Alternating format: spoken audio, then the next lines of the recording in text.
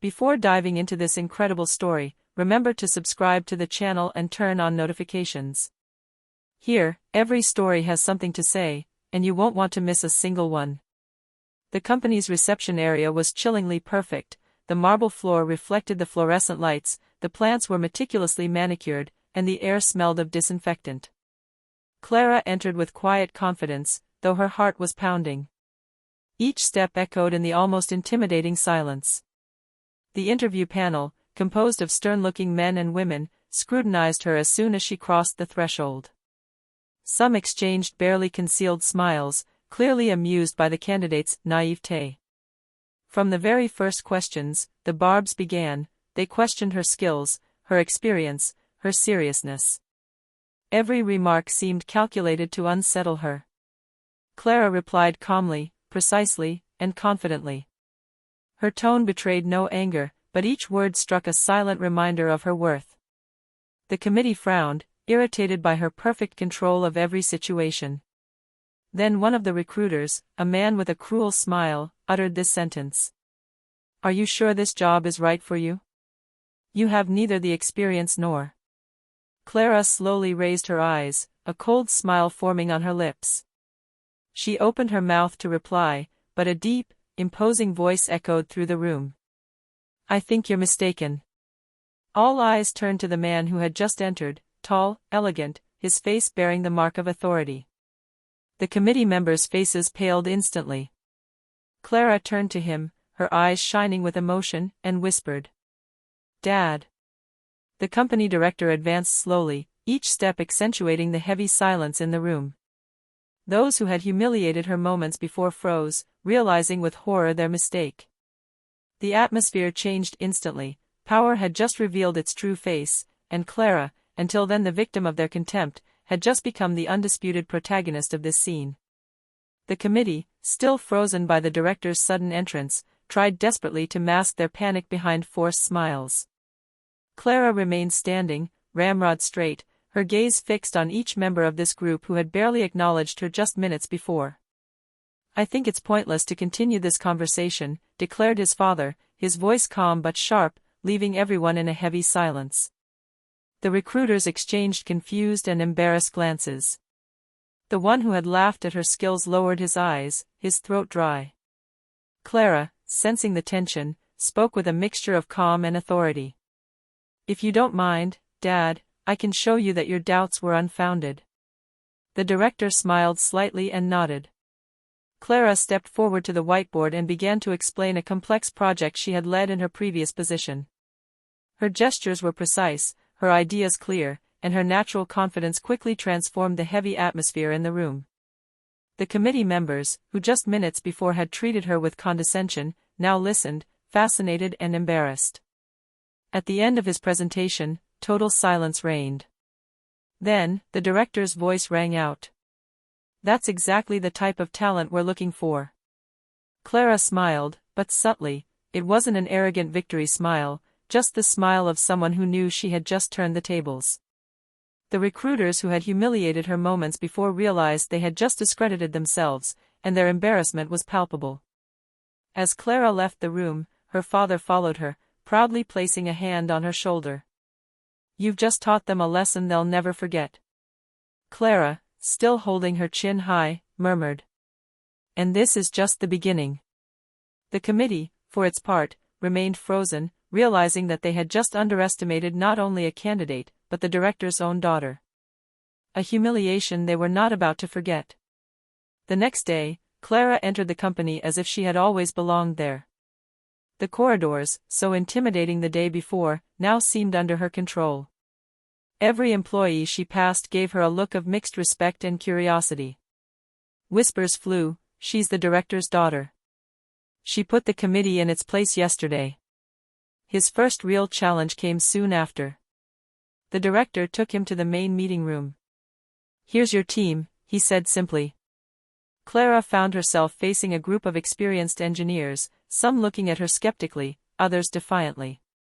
One of them, visibly irritated, dared to say, "You may have the name, but do you really have the skills to manage this project?"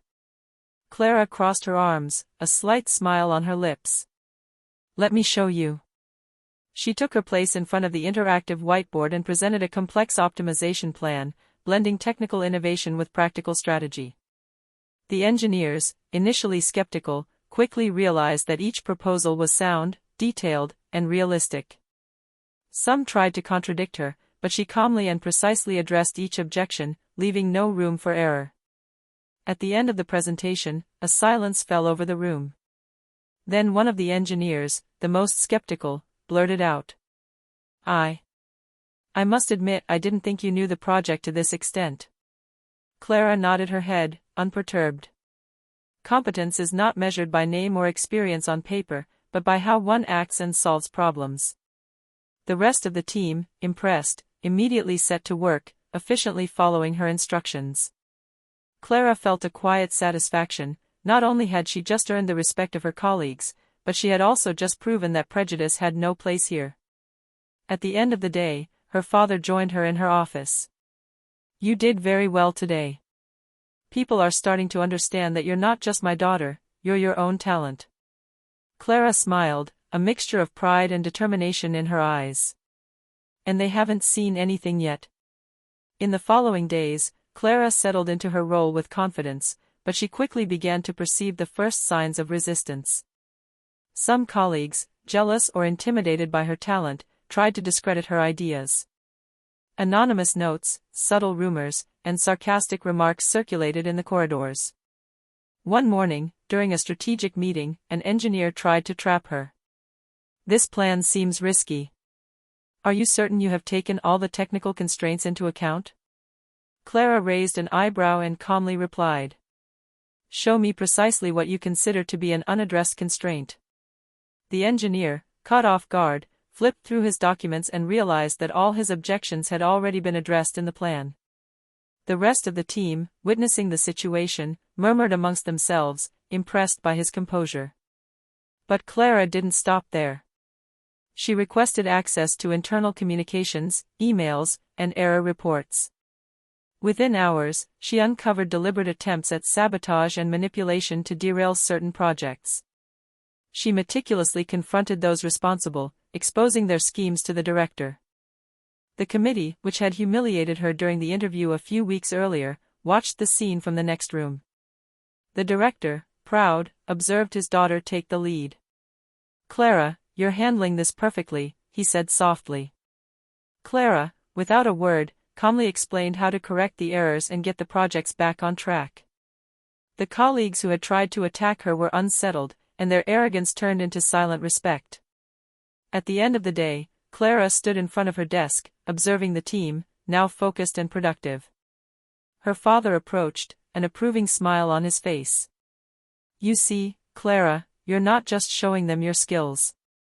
You're also showing them that the truth always comes out in the end." Clara nodded, her eyes shining with a newfound determination. "And I fully expect everyone to remember this lesson." In the following weeks, Clara became an indispensable pillar of the company. Her innovative ideas and ability to quickly solve problems silenced the last remaining skeptics. But she knew that the real challenge wasn't just demonstrating her skills, it was transforming the internal dynamics and establishing a lasting climate of respect. One morning, she called a meeting with the heads of each department. Her approach was subtle but firm. "We have a lot of talent here," she began, "but too often, ideas are ignored because of prejudice or hierarchy. This has to change." She then proposed a new project evaluation system, based on results and innovation, rather than seniority or status. Every decision would be transparent, and everyone's contributions would be publicly recognized. Some committee members who had humiliated her during the interview looked at her in disbelief. They had underestimated her strategic intelligence and her ability to influence the company without direct confrontation. Then Clara announced a small internal challenge: each team had to present an innovative project to optimize one of the company's key processes. The best project would receive direct support from management and be implemented immediately. The effect was immediate. Teams, previously passive or skeptical, began to collaborate energetically. Clara observed each presentation attentively, asking relevant questions, highlighting strengths, and subtly correcting errors. Talents emerged, and the company gradually transformed, driven by her vision. At the end of the day, her father joined her in her office. "You have succeeded in changing not only how others see you, but also the way they work." Clara smiled, her eyes shining. "And this is just the beginning. If some thought I was just an arrogant candidate, they will soon understand that I am a force to be reckoned with." Despite Clara's successes, some colleagues still hadn't accepted her authority. 2 engineers, known for their arrogance, were holding secret meetings to discuss how to discredit her. They didn't yet know that Clara was one step ahead. One morning, these 2 engineers proposed a plan to present a project they knew was impossible to achieve, hoping that Clara would fail in trying to validate it. They had no idea that she had studied every document, every report, every detail. During the presentation meeting, Clara listened calmly, taking notes, her face impassive. Then, with a subtle smile, she outlined the project's flaws point by point and proposed feasible and innovative alternatives. "You see," she said calmly, "it's not a question of luck or title, but of preparation and a complete understanding of the project." The 2 engineers, red with shame, realized that their sabotage attempt had failed. The rest of the team, witnessing the scene, couldn't help but discreetly applaud his skill. Later that day, Clara met her father, who observed the situation with pride. "You managed them without arrogance and with an intelligence that many will never attain." Clara, with a determined look, replied, "That's exactly how I want this company to operate. No fear, no humiliation, just respect and a job well done." From that day on, even the most arrogant colleagues began to acknowledge her authority. Clara had not only proven her competence, but she had also demonstrated that underestimating someone because of their name or appearance could backfire spectacularly. A few weeks later, Clara had earned the respect of most of the employees, but her role was beginning to extend beyond simply managing projects. Her father, seeing her talent and vision, entrusted her with a more strategic responsibility, overseeing the company's key initiatives. At the first strategic meeting at this level, Clara confidently took her seat at the table. The directors, initially skeptical, watched her every move. She presented a series of innovative recommendations aimed at optimizing processes, reducing costs, and increasing efficiency without compromising quality. "Every proposal I make is based on concrete data and on observing what actually works on the ground," she explained calmly. "We must value our teams and allow them to demonstrate their potential." The impressed directors began asking pointed questions. Clara answered each one precisely, anticipating problems and proposing concrete solutions. What could have been a simple discussion became a demonstration of strategic mastery. Later, she took the time to speak individually with some influential employees, listening to their ideas and concerns. This approach earned her not only their respect but also their loyalty. Colleagues who had previously sought to underestimate her began to actively support her, convinced of her competence and integrity. At the end of the meeting, her father looked at her with pride. "Clara, you are transforming this company. What you have accomplished in such a short time is exceptional." Clara gave a serene smile. "This is just the beginning, Dad. If we want this company to become a model, every decision, every action must reflect our values and our competence." That day, Clara understood that her influence went far beyond what she had imagined. She was no longer just the director's daughter, she had become an indispensable strategic force in the company. As Clara consolidated her influence within the company, new challenges arose externally. Competitors, intrigued by the company's recent successes, began launching initiatives to destabilize its projects. Suppliers delayed deliveries, strategic information leaked, and some skeptical partners began to question the company's direction. Clara didn't panic. She called an emergency meeting with key managers and calmly explained the situation. "These problems are tests. If we remain organized, transparent, and strategic, we can not only overcome these obstacles but also strengthen our position." She implemented a series of measures, a complete audit of partnerships, strengthening of internal communication, and the creation of a strategic monitoring unit. Each initiative aimed to anticipate problems before they became critical. Then came the moment when a competitor tried to exploit a legal loophole to delay a major project. Clara took the initiative, analyzed every document, and coordinated a swift and effective legal and commercial response. Within hours, the threat was neutralized, and the company was able to continue its development without interruption.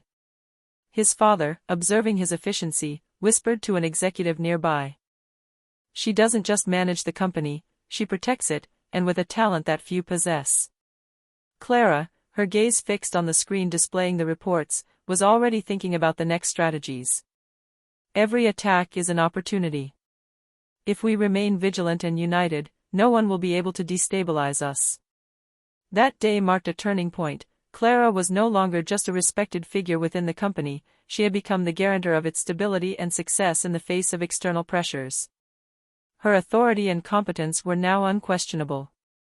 With the authority and respect she had earned, Clara understood that true power resided not only in projects or strategies, but in the very culture of the company. She wanted to create an environment where competence, respect, and collaboration would be valued, and where arrogance or jealousy would have no place. She began by organizing a series of open meetings for all employees. Everyone could share their ideas, frustrations, or suggestions. Clara listened attentively, taking notes and reformulating the proposals to make them more concrete. The employees, surprised by this approach, began to feel valued and involved in the decisions. Then she instituted an internal mentoring system. The most experienced employees were to guide new talent, while those who had been underestimated or overlooked received special attention to unlock their potential. This initiative quickly transformed the atmosphere. Unnecessary rivalries disappeared, replaced by effective collaboration. One day, during a meeting with the committee that had humiliated her during the interview, Clara spoke up. "Each of us has unique value. Mutual respect and recognition of skills are essential for us to progress together. Those who understand this will prosper. Those who refuse to accept it will have to adapt." The committee, silent, understood that there was no longer any room for condescension. The last holdouts began to follow its directives seriously, and even to publicly acknowledge its ideas. At the end of the week, her father joined her in her office, his eyes filled with pride. "Clara, you have transformed not only how others perceived you, but how the entire company perceived you." Clara smiled, serene and determined. "I want this company to be a model, not just in terms of results, but also in terms of values and respect. And I fully intend for everyone to remember that." That day sealed Clara's position. She was no longer just the director's daughter, nor even a talented colleague. She had become the driving force reshaping the company from within, with intelligence, determination and a keen sense of justice. As Clara solidified her role as the undisputed leader, a new challenge arose. A major project, crucial to the company's future, began to encounter unexpected obstacles. Key suppliers delayed their deliveries, some strategic partners questioned their commitment, and rumors circulated on professional networks, sowing doubt. Clara quickly realized that this problem required a tactical yet courageous approach. She called a meeting with the heads of each department and outlined the situation. "We are facing a challenge. But it is precisely in these moments that we can show our strength and unity. We will solve each problem, step by step." She divided the team into specialized units, assigning each specific tasks with clear objectives and tight deadlines. Then she personally contacted partners and suppliers, demonstrating her expertise and determination. Her ability to anticipate obstacles and propose concrete solutions impressed even the most skeptical. During a crucial meeting with the committee, those who had humiliated her during her interview made one last attempt to undermine her, suggesting that the project was too ambitious to be carried out. Clara, calmly but with unquestionable authority, replied, "Every obstacle we have encountered is an opportunity to learn and surpass ourselves. If we work together, with rigor and respect, we will succeed." The project was successfully completed, and the partners and suppliers, impressed by the team's coordination and efficiency, renewed and strengthened their commitment. Colleagues who had doubted Clara could only acknowledge her competence and vision. At the end of the day, as she watched the team celebrate their success, her father approached. "Clara, you have proven that competence, intelligence, and courage always overcome prejudice and fear." Clara smiled, her eyes shining. "And I want everyone here to know that it is never fear or doubt that leads to success, but determination and mutual respect. This final challenge definitively confirmed Clara's position. She was no longer just the director's daughter, nor a talented employee, but the true driving force of the company, capable of turning every obstacle into a victory. A few months after taking charge of the company's projects and culture, Clara stood in the main lobby, observing the activity with satisfaction. Employees worked with commitment and efficiency, collaborating in the climate of respect and trust she had established. The tensions and rivalries of the past had disappeared, replaced by a constructive and positive dynamic. The committee that had humiliated her during her interview could no longer deny her authority and talent. Even the most skeptical now sought her advice and validation.